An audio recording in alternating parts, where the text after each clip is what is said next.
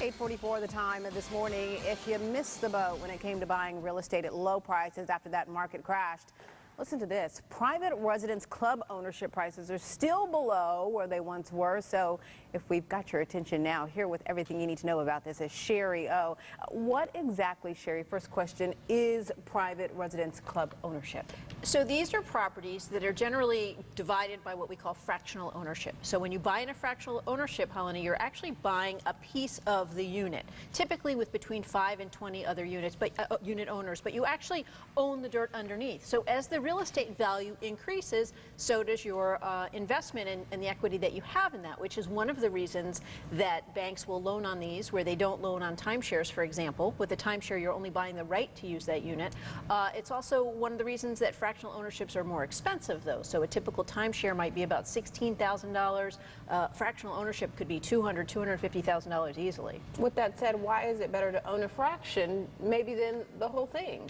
Well, you know, I tell clients, think about the situation when you go on vacation somewhere, because these are typically found in luxury type locations like Manhattan or Aspen, and they're built on a luxury scale, large spacey unit, you know, airy units with a lot of square footage and luxury type finishes. Oftentimes you might think, you know, I could never afford a home here in Aspen, but what if I chipped in with a bunch of friends because none of us are going to use it?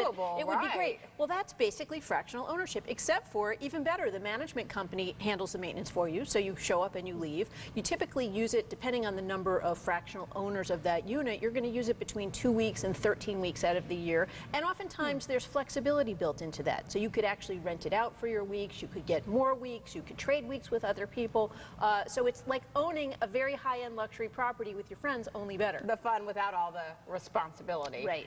So with that, what type of opportunities are still out there? I mean, you're talking some below market prices here. Right. Well, we know from recent real estate reports that prices in many markets are now exceeding where they were at the peak for real estate in general. We also know foreclosure inventories are down below where they were at the peak of the foreclosure prices. Fractional ownerships are still selling for 25 to 30% below market value. So at the peak where they once were, where we know they'll return back up to. From an investment standpoint, though, Helena, this is not something you're going to go out and speculate on, but they do appreciate at the same rate as the real estate in that location. So most people will get their money out, and it's as if you were buying a fraction of a piece of a regular home.